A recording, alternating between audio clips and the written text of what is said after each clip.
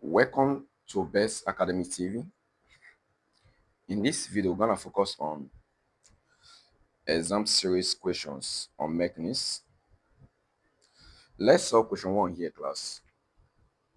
They said the principle of conservation of mechanical energy states that in a given or closed system, energy can be dashed. Right? The answer to this is in a closed system, energy can be neither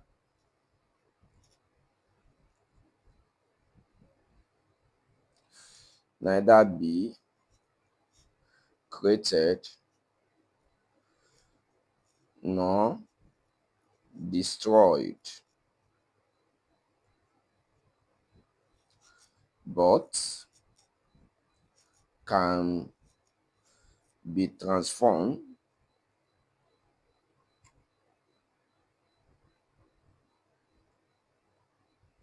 from one to another. So in this question here, this is the answer. Energy can neither be created nor destroyed, but can be transformed from one to another. Please take note.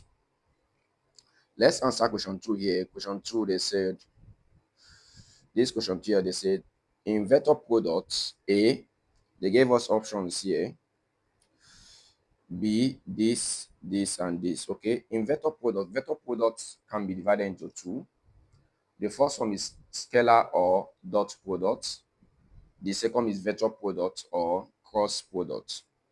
So this is cross product here. This sign here represent cross product. So in a cross product, we have vector convention. Please listen to me carefully. In a cross product, we have vector convention. The same way we have vector convention in dot product, which I'm going to explain later. So how do we know the vector convention for cross products? The first thing to do here is to create this. That is this. I'll create something like this. Okay. The first one here is my J. I always start with J. Joy. Okay. The second one here is K. Alphabetically. The next one here is I. So from this diagram here, we can easily know our cross product convention. We can easily know our vector product convention. Okay. So if I'm moving in clockwise here, this to this will be J. This will be J cross K will give us the next vector, which is I. Please take note. Listen. This cross this will give us the next vector. But make sure that you arrange it in a way that J will be at the top, K will be here, and I will be here. The arrangement is strictly arranged like this. That J must be here, K must be here, and I must be here. Please, you don't change the arrangement. So if I have this to be class J cross K, my result will be the next vector, which is I, will be equal to I. So if I cross this down here, this to this, that is K cross I, K cross I, will give us the next vector here, which is J. Please take note. So the next one here is I cross J.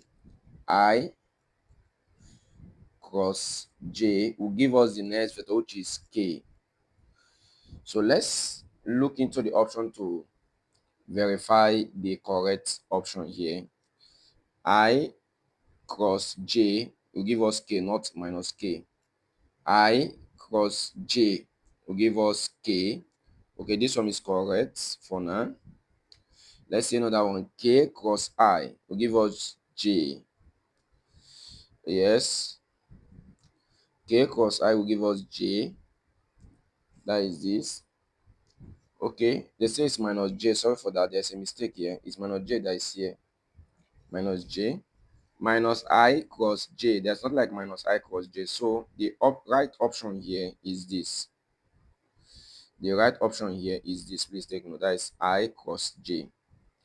But sometimes also, they might give you guys the sign convention for dot products. So what is the sign convention for dot product? If I have I dot I is the same as J dot J is the same as K dot K is equal to 1. But if I dot, it means that if I dot the same vector, the answer will be equal to 1. This is the same vector here. If I dot opposite vector, the answer will be equal to 0. Please take note. If I have something like this, I dot J, the answer will be equal to 0. Or I dot K dot I, the answer will be equal to 0. Please take note. So when you dot the same vector in terms of dot product, when you dot the same vector, the answer will be equal to 1. When you dot different vectors, the answer will be equal to 0. Please take note. So let's solve the next question here. Question 3. They said a man with mass 60 kg walks up a flight of stairs 50-meter high. So the mass is given to us here as 60 kg and the height is given to us as 15 meters. Please take note. We are asked to calculate how much work is done against gravity. Okay, let's solve this here. Work against gravity is the same as potential energy. Work done against,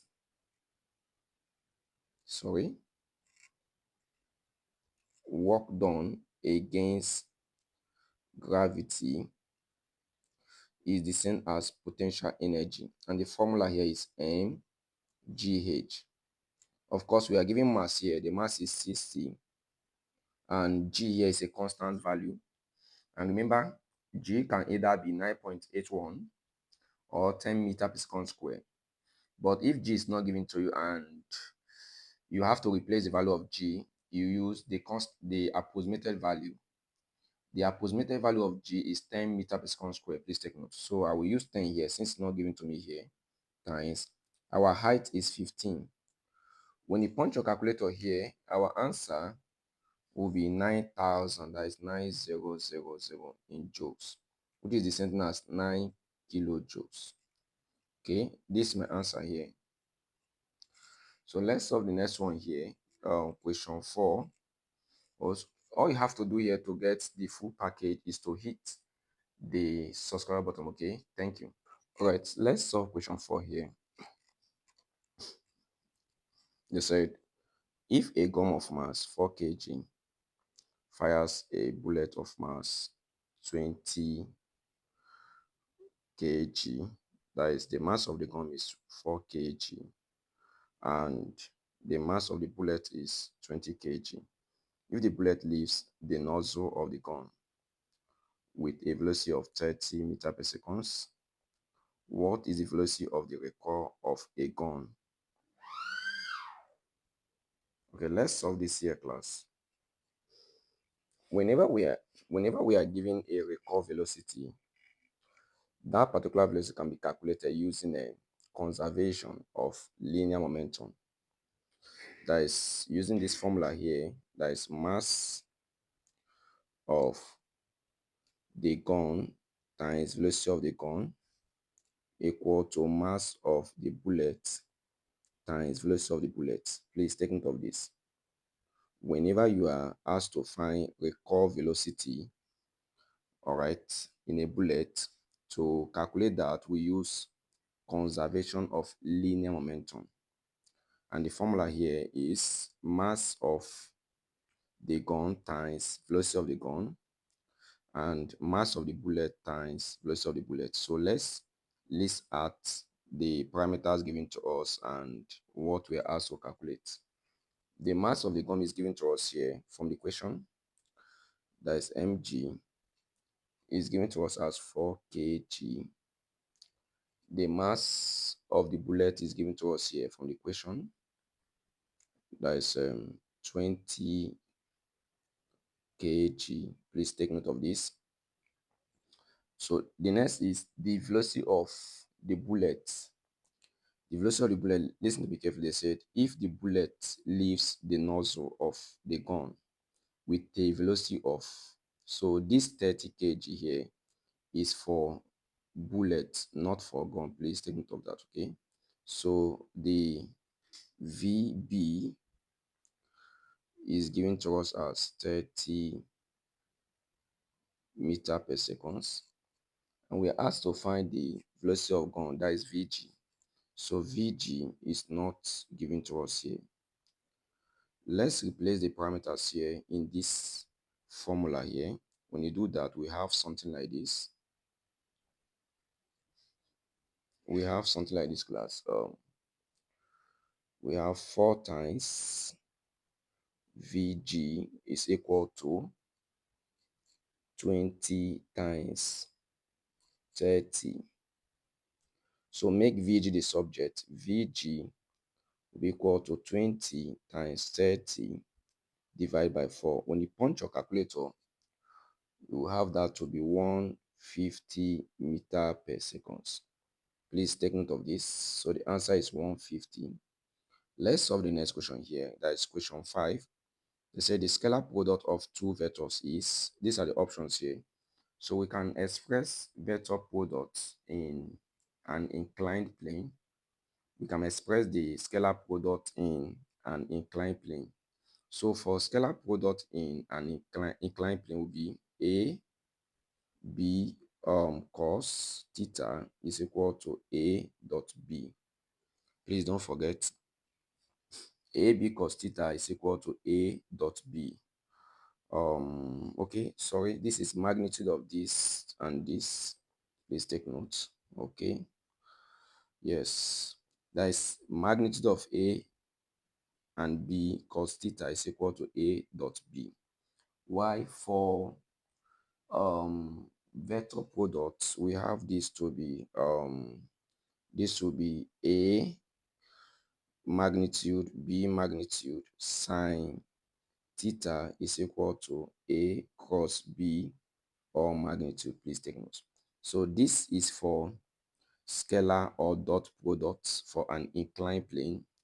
This is for cross or vector product. Please take note.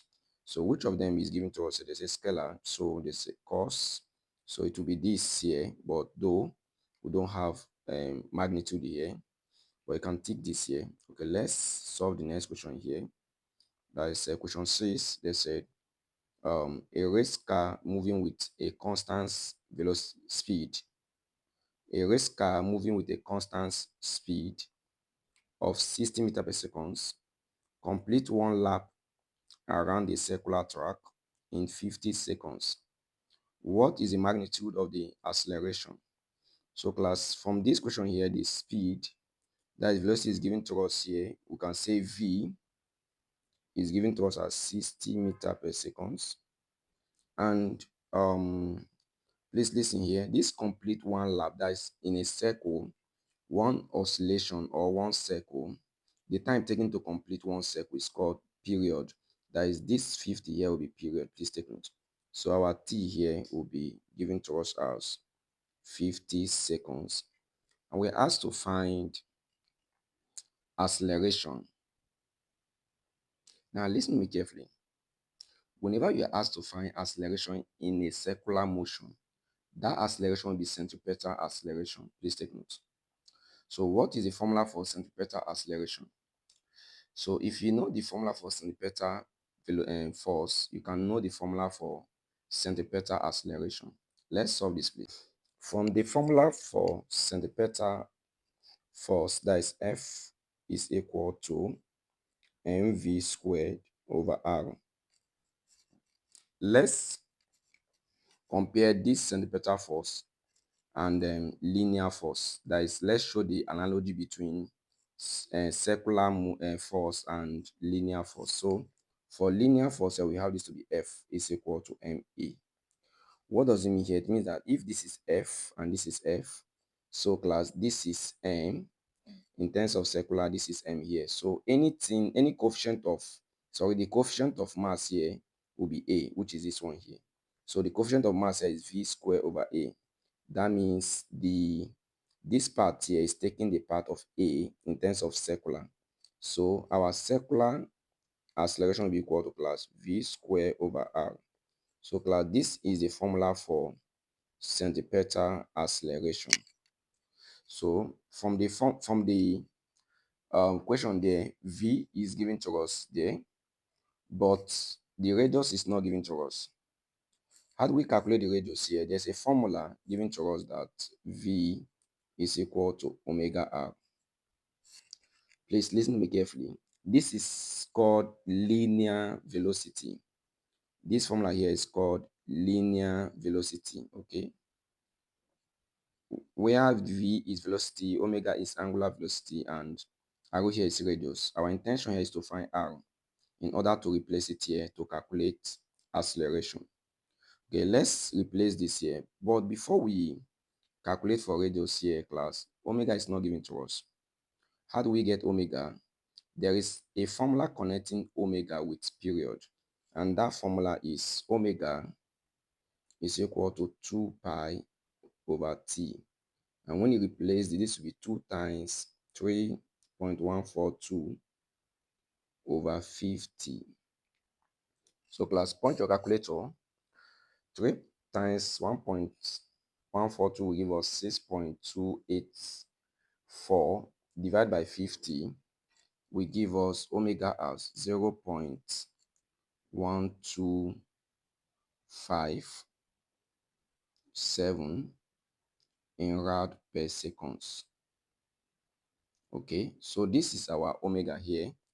We have calculated for omega. The next is to calculate for radius here using this particular formula here. All right, now let's calculate for radius here, and then we can now calculate for centripetal acceleration. Okay, so class, let's calculate for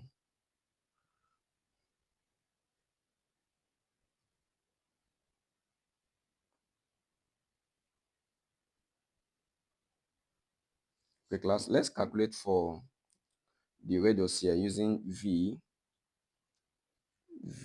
equal to omega r. Please take note of this. V is given to us as 60 is equal to omega is given to us as 0.1257 times r, which is this. So r here will be equal to 60 over 0.1257, and our answer here is 477, sorry, 477 point, from the calculator here, 3270. So this is our radius here. So since we have calculated radius here, we can now calculate for the centripetal acceleration here using this formula. Okay, let's calculate for a using this formula. That is, a will be equal to class 60 all squared over 477.3270. When you punch your calculator, 60 all squared will give us 3600 divided by 477.3270. So when you punch your calculator here, this divided by this will give us 7.542 meter per second square. Please take note. You can approximate this to 7.5. You can approximate this to 7.5, and the result here is this 7.5. What you have to do to get the full video for exam series in mechanics is to hit the subscribe button. Okay.